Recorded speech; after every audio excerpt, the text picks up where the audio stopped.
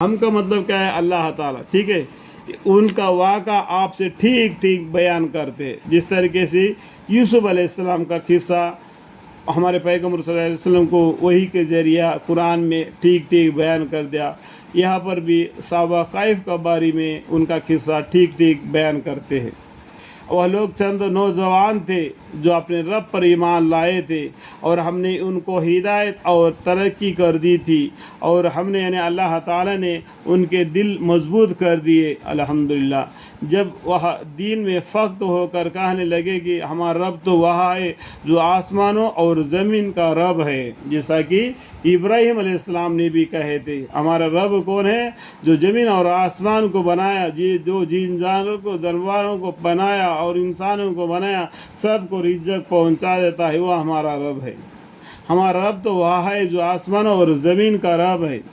ہم تو اسی کو چھوڑ کر کسی معبود کو عبادت نہ کریں گے، یعنی شریک نہ کریں گے، کیونکہ اس صورت میں ہم نے ایک بڑی بے حائی بیزا بات کہی۔ اللہم اغفر الحمدللہ، یہ جو ہماری قوم ہے انہوں نے خدا کو چھوڑ کر اور معبود قرار دے رکھے ہیں۔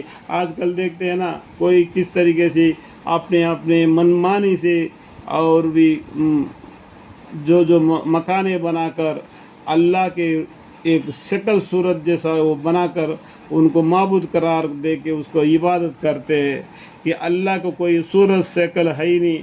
آپ قرآن میں ایک سورہ ہے قل هو اللہ اللہ الصمد لم یلد ولم یولد ولم یکن لہ کفوا احد، یہ 4 آیتیں ہیں، یہ چاروں آیتوں کے بیچ میں جو آتا ہے وہ اللہ ہے۔ اگر جن کو یہ لوگ عبادت کرتے ہیں کہ سوچے یہ 4 آیتوں کے اندر وہ ہے کیا، اگر ہے تو خدا ہے، نہیں تو وہ باطل ہے۔ اللہم اغفر، خدا کو چھوڑ کر وہ معبود کر دے رکھے ہیں۔ یہ لوگ ان معبودوں پر کوئی کھلی دلیل کیوں نہیں لاتے؟ کوئی کتاب میں نہیں لکھا ان کو عبادت کرو۔ جو لوگ اس سے پہلے گزر گئے ان کے پتلے صورت بنا کے اس کی عبادت کرتے تھے، وہ لوگ بھی ایک دن انسان تھے، لیکن کچھ نیک کام کیے ہوں گے، تو اس کا مطلب یہ نہیں کہ ان کو اللہ کے علاوہ عبادت کرو۔ بہت سے لوگ بہت سے نیک کام کر کے چلے گئے، سبھی آدمی کو اگر وہ جو نیک کام کریں گے ان کے بدلے میں ان کو عبادت کرنے لگے تو بالکل فساد پھیل جائے گا دنیا میں۔ ایک اللہ ہے، ایک اللہ ہے، اسی کے علاوہ کوئی معبود نہیں۔ یہ توحید ہے۔ قرآن کی طرف آؤ، دین اسلام کی طرف آؤ، پیغمبر صلی اللہ علیہ وسلم کی طرف آؤ۔ اللہ ہم سب کو ہدایت دے۔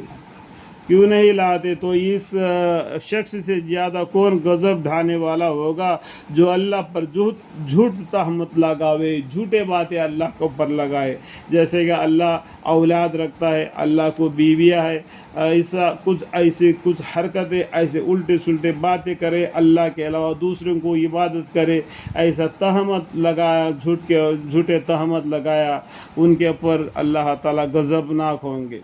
اس شخص سے زیادہ کون غضب ڈھانے والا ہوگا جو اللہ پر جھوٹ تہمت لگائے۔